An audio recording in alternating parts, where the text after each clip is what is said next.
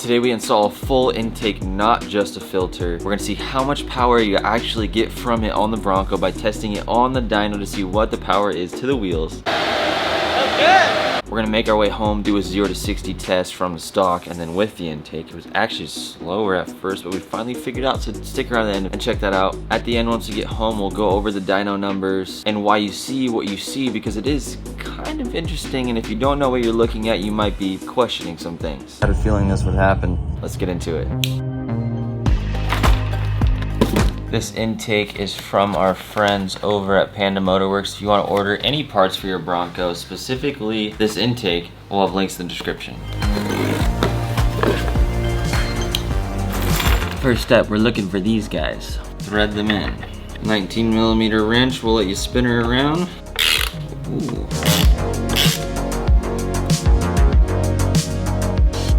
There we go. Then you take this. Then we got the smaller one. Take this thing, toss it inside the air box. Big coupler. Nope.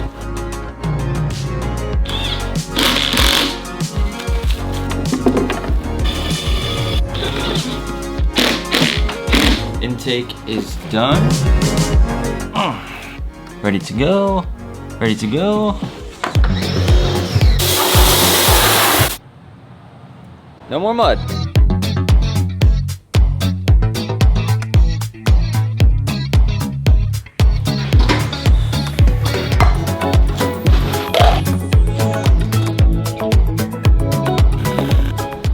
If you're wondering what it tastes like, it tastes really sweet and creamy for a second, a millisecond. And then it tastes like black, bitter dirt. And then in about 25-30 minutes from now, I'm gonna feel amazing. Wow, this is gonna hurt.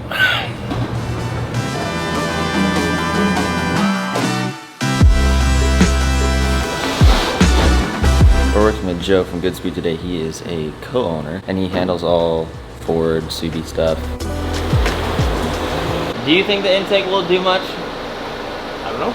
We'll see. Yeah. But honestly, modern intakes are pretty good.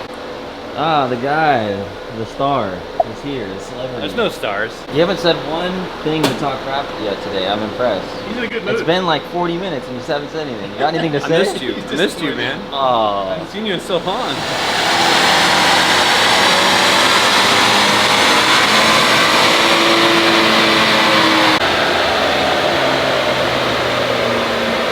Remove the hose on the valve cover. If you break it, it's okay. We replace it. We'll touch on that in a second. Remove the push pin holding the intake scoop on. With an 8mm socket, remove the bolts to get the top of the intake off. Using the pry tool, detach the wiring harness from the intake. Disconnect all the lines attached to the intake. The stock one, you're gonna have to put a pin underneath, pop it out. That's probably gonna break, but don't worry, you're replacing that. This style, you pull up on these tabs and then you push it through. That'll get it off. The lower ones, see the gray piece right here where my finger is? Push in on it hard, it'll expand, let you pull it off. The green one next to it, there's two squares, you pinch them and then pull it off. Rotate the intake air temperature sensor to release it and then disconnect the wiring from it. Remove the bolt holding the intake to the chassis. Loosen hose clamps and remove filter. Using a 1/4 inch ratchet and extension with a 7mm socket, slide it in there to loosen the hose clamp holding the intake to the turbo. Slide the intake out, make sure you disconnect the large bypass valve hose in the process. Now we can see the little spoolie boy right here.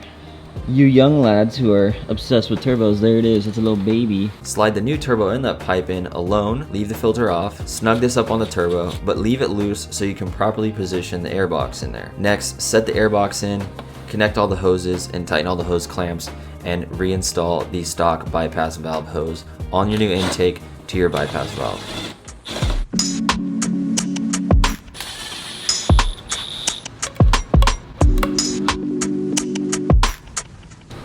That looks really nice. We're looking good. Oh no. Oh no. The rubber grommet went in there. You've got to be kidding me. All right, Joe, I think we're ready. Did you do a once over on this? I did, it looks good. Rookie tech here, I think we're good. We left off at 259 horse to the wheels and 321 foot-pounds of torque. Hey, easy, this exhaust is pretty loud.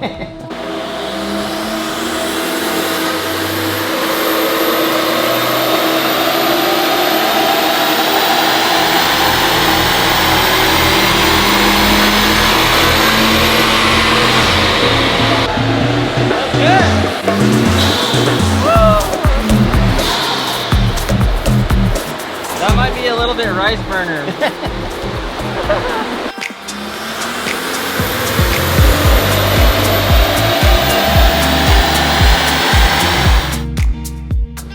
All right, we get to have some fun ourselves.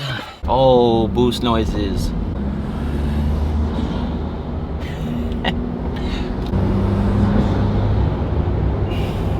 To think that people want to put blow-off valves on top of this, that's comical.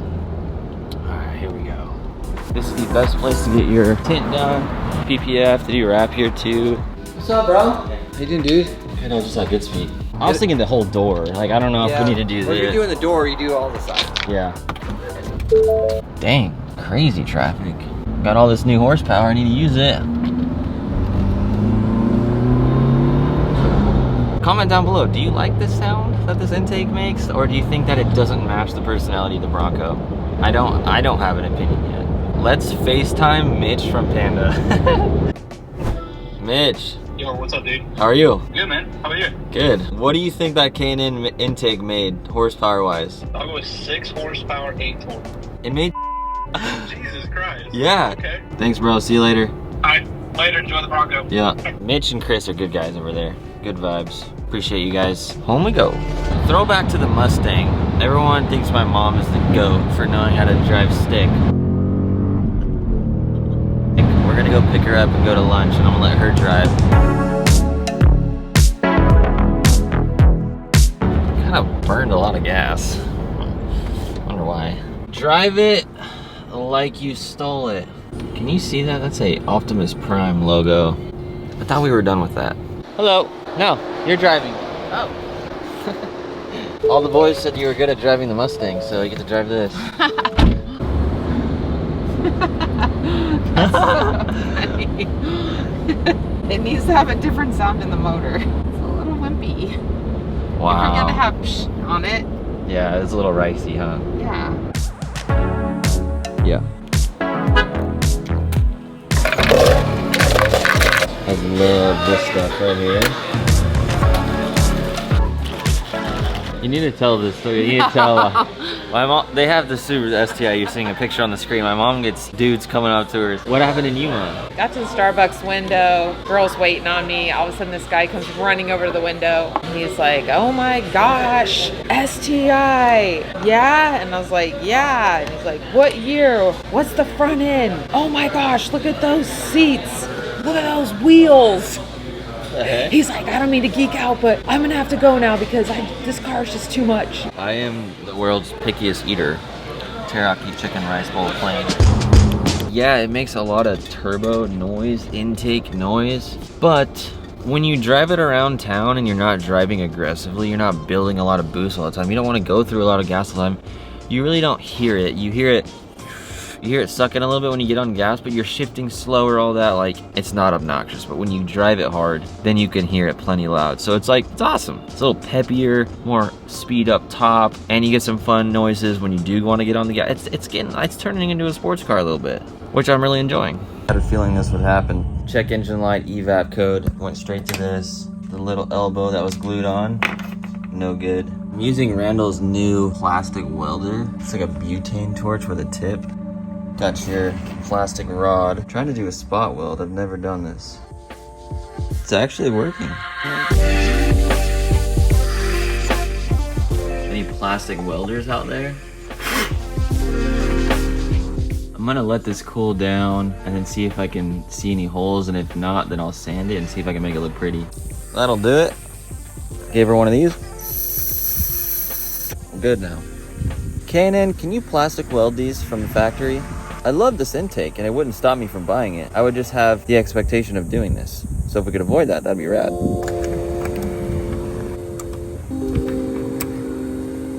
Good as new. Stay well, buddy.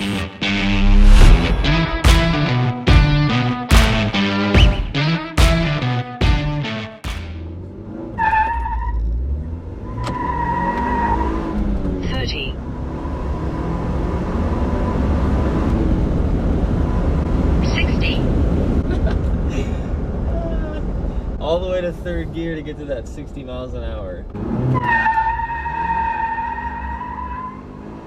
30.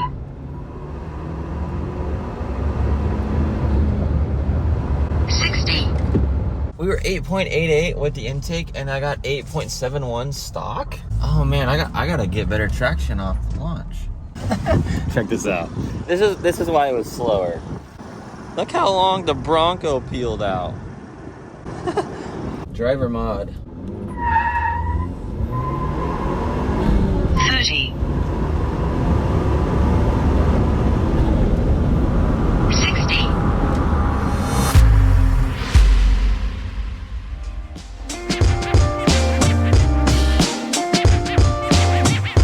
Let's talk about how much power this intake made. So we have our dyno chart pulled up. Editor Justin, please throw it up on the screen. Orange is torque, red is horsepower, 3,000 RPM. We got the same curve going on, 4,000 RPM. Here's where the differences start. Thanks to John over at Goodspeed, he gave me the idea to shade in the differences because the thin line is the stock intake, the thick one is the Canon intake. And so if I zoom out, you can really see where all of our power gains are. So after 4,000 RPM all the way to the red line, you see a huge difference in the top end. So where it really needs air, where that turbo is really asking for it, it can get so much more air quicker, and more of it, it's able to get some pretty good gains up top. So each of these squares is about 20 units, so foot-pounds of torque and horsepower. So give or take, you got about 20 of torque and horsepower going on for that whole amount of time, but the peak horsepower was 284 horsepower. That's a 25 horsepower gain, and then you got almost 20 foot-pounds of torque carried throughout that whole range from 4,000 all the way to redline. As a car guy, I'd say this is money well spent, and I really like how the Bronco drives now. I like how it sounds. It's a great time, so I highly recommend it for your 2.3 liter EcoBoost. If you have the V6 model out there, comment down below if you've done a test like this and what you got out of it. If you enjoy Broncos, check out this video right here. We talk about if a stock one is fun to drive, so if you're in the market for one or thinking about it, this would be a good video for you.